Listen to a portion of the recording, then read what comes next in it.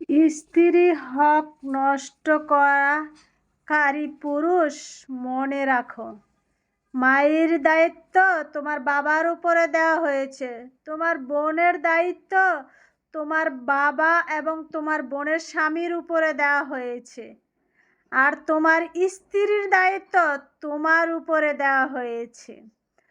তুমি সবার দায়িত্ব পালন করছো, শুধুমাত্র তোমার স্ত্রীর দায়িত্ব পালন করছো না।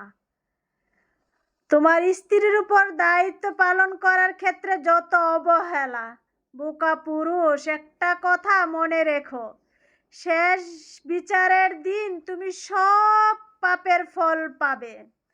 শুধুমাত্র হক নষ্ট করার যে পাপটা তুমি করেছো, ওই পাপের ক্ষমা তুমি ততক্ষণ পর্যন্ত পাবা না যতক্ষণ পর্যন্ত তুমি তার হক নষ্ট করেছো সে তোমাকে ক্ষমা না করে।